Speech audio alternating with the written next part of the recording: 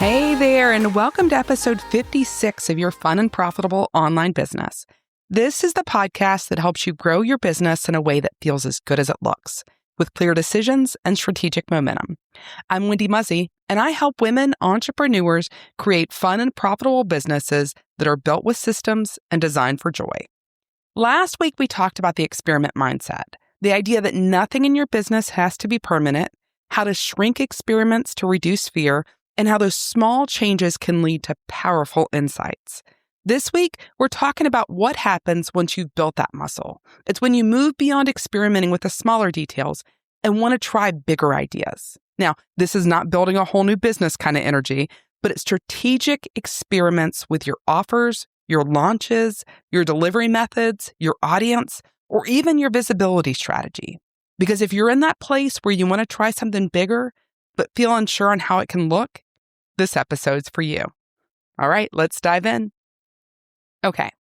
After last week, you've embraced the idea of testing. Maybe you've changed an email subject line, or you tweaked a headline, or you adjusted your pricing, or even added a bonus. But maybe now you're ready for something bigger. But this is where things can get a little uncomfortable, because bigger experiments feel riskier. I often hear things like, what if I confuse people? What if it flops and everyone sees it? Or what if they think I don't know what I'm doing? But underneath all of that is usually a deeper fear. What if I make the wrong move? I want you to hear this loud and clear. A bigger experiment is not a declaration. It's not a permanent identity shift.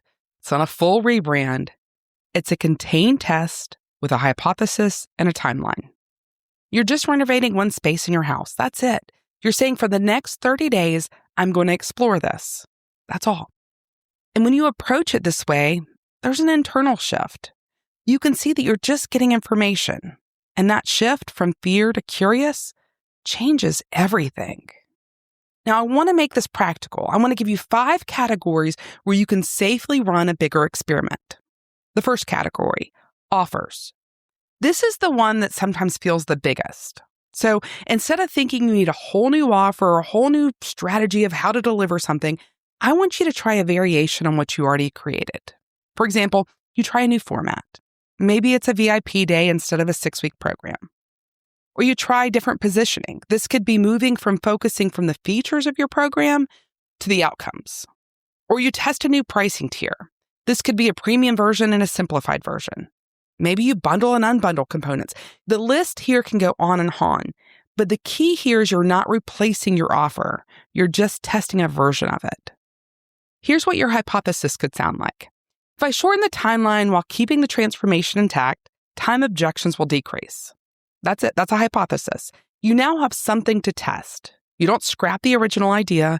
You run a contained experiment. That's it. The second category is launch style. Sometimes we say, my launch didn't work. I know I've been guilty of this in the past. But what if it wasn't the offer? It was the way that people were invited in. Here are some ideas to try. Maybe a wait list to warm people up before the doors were opened. Maybe it's 5 emails instead of 10. Maybe it's a workshop instead of a webinar. Maybe it's rolling enrollment for 30 days instead of a high-pressure open-close model. These all include the same offer with a different way to send the invitation.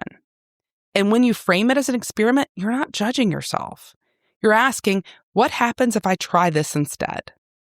All right, the third category is the target audience. This is a big one. Here we try narrowing in on one specific segment of our audience, or testing messaging that calls out a very specific problem, or even slightly expanding to an adjacent audience. With this, you don't need a whole new website. You can just test messaging for 30 days. Maybe it's a focused email series or content that speaks to one specific group. Whatever it is, you try it, then you observe. Who raises their hand? Who takes the next step? That's information. The fourth category is delivery method. Here we ask if the vehicle of delivery is the friction point. And I think of maybe live calls. Let's say that live calls are the friction point. Maybe you test Voxer. Maybe instead of one-to-one sessions, you test group options. Instead of no support, you try office hours. Or instead of video content, you try audio content. With this, the transformation stays intact. It's just the delivery of the information that changes. And sometimes that's the unlock for you or for your clients or both of you. Again, you're not abandoning what you've already built. You're just testing the container in this one. Now, the final category is your visibility strategy. Here we could try borrowed audiences. Maybe it's guesting, collaborations, partnerships, whatever. Or you try a new platform for a very limited time. Maybe it's 60 days, 30 days, whatever. It's just not forever. You're just trying it. Or you try a new content theme. It could be focused series around a very specific problem. We're not committing to show up daily on 5 platforms for the rest of our lives. That's a really important detail here. We're saying for the next number of weeks, we're going to try this visibility strategy to observe what happens. This could be 4 weeks or 8 weeks, whatever you want it to be. You're just collecting information for that amount of time. And that's the through line here. With all of these, you're not committing to do it forever. You're just trying something new that could inform some new business ideas. Now imagine this shift. Instead of feeling stuck, you start feeling curious. Instead of spiraling about whatever in your business is working or not working, you're just reviewing your results. And instead of questioning your identity every time something doesn't convert, you start asking, what is this teaching me? This is where you really become less fragile in your growth. And this is important because when we're fragile, every dip feels personal. But when you're steady, every step feels informational. We stop asking, what should I do? And we start asking, what would be useful to test here? And that shift creates steadiness. This is where joy becomes sustainable and where profit becomes intentional. And that energy, it is magnetic, I promise you. All right, let's talk about your action step. This is going to be a little bit longer than this week, but we're going to talk about it to start with this week.